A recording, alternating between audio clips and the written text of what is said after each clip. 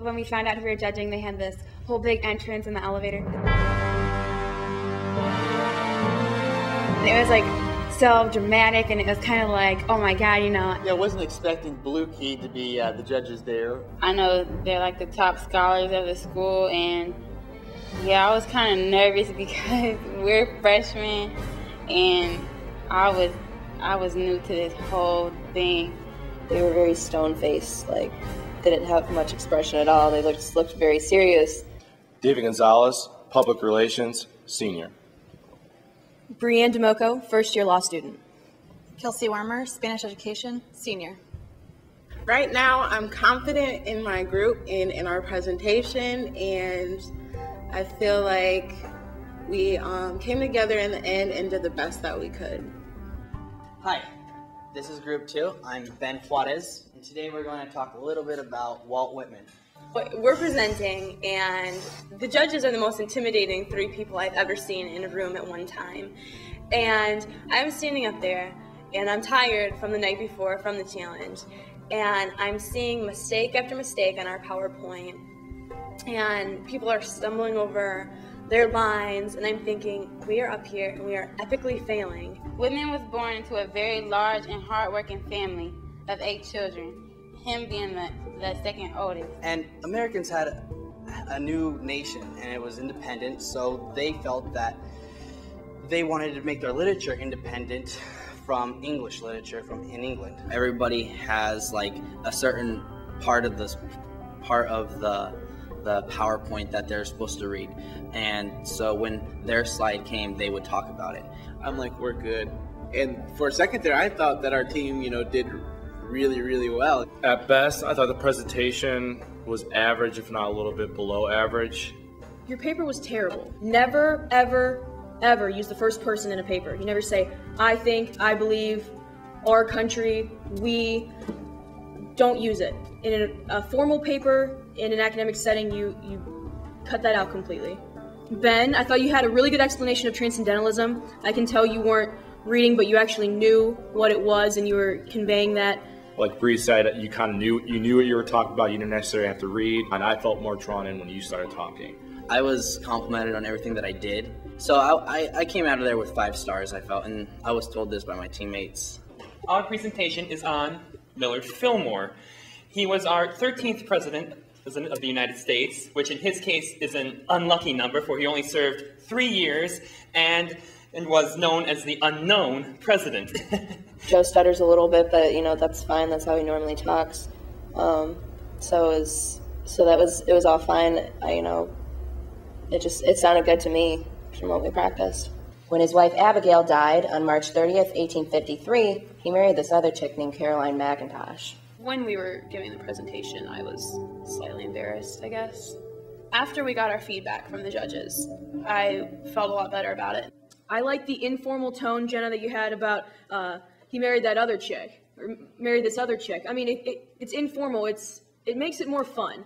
And so overall, I really liked your energy. I love the fun facts at the end. Just little things. I think it's pretty interesting.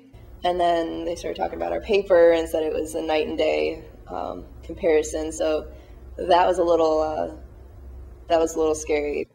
We're here today to present to you one of the most famous scientists of all time, Marie Curie. But before we begin, might I ask, are you curious?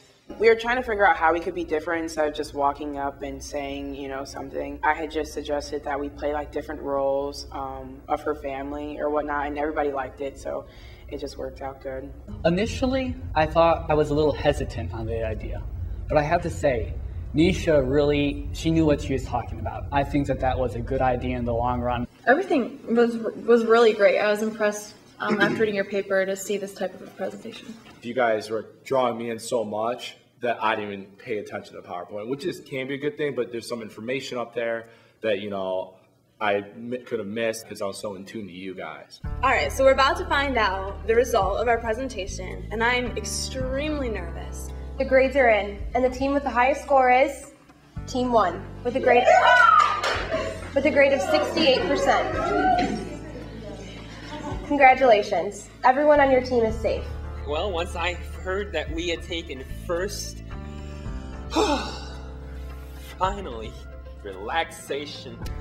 I was glad that we came in first place, but I was so shocked that we had such a low score because if I came home with a paper like that, my dad and my mom would be so upset. At the same time, it was an excitement because it was the highest lowest grade, so, you know, it was all good. Now, the team with the lowest score will enter into eliminations. Team 3, you had a score of 62%. Team 2, your score was 46%. Congratulations, Team 3. You are also safe from elimination. We found out that we had the lowest score, and I kind of expected us to. And now we have to decide who we want to go home. Team 2, since you had the lowest score, one member from your team will not be continuing in the competition. The way this round of eliminations will work is that each team member will have one vote as to who they feel is the most responsible for your loss. The person with the most votes will be eliminated. Simple as that. Please step forward one at a time and cast your vote. Carrie?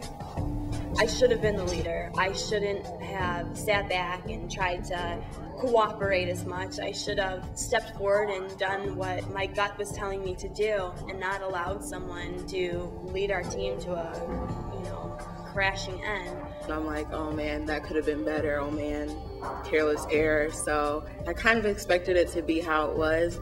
I was surprised because we didn't have the Dixie girl on our team and we didn't have like the loud, weird person on our team. So I was really surprised. I was just surprised. Right in front of everyone. I'm going to try and write like the smallest I can, so no one will see who I voted for. I had that card and I was seriously thinking, I'm going to write myself down. Like, I'm the team leader, it's all my fault that we lost. I don't know. It seemed like the right idea. Let's see what we have. The first vote is for Carrie.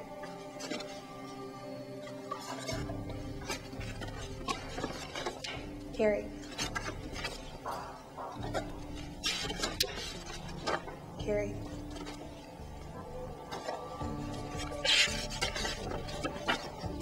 Carrie.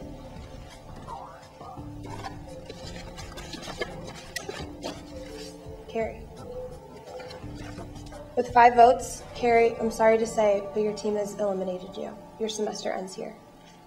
So I was considering writing my name down, but in the end, I chickened out, and I don't know. I really thought about that a lot. During Carrie's elimination, if I counted right, I thought all 5, even including Carrie herself, had voted for her. So I was like, what? She voted herself? I should have stood up and been a little stronger. So when I explain this to my teammates, I say, if you really want to, I'm going to be responsible, and if you really want to, then you can vote me out, save yourselves, because it wouldn't be fair to you. That shows a lot of her inner self.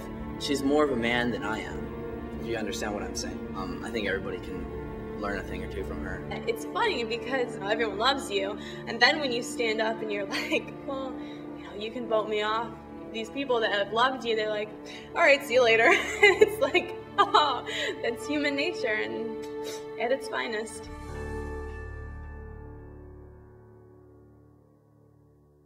Next week on the Freshman 15. We have to do a bake sale for fundraising. But I think I'm also starting to get a little bit ticked off that I thought we agreed on a set time and there's nobody here yet. I wanted to punch him in the face because you don't work that way. The rest of this cake, $3. Any takers? Right there, it was a huge bake-off.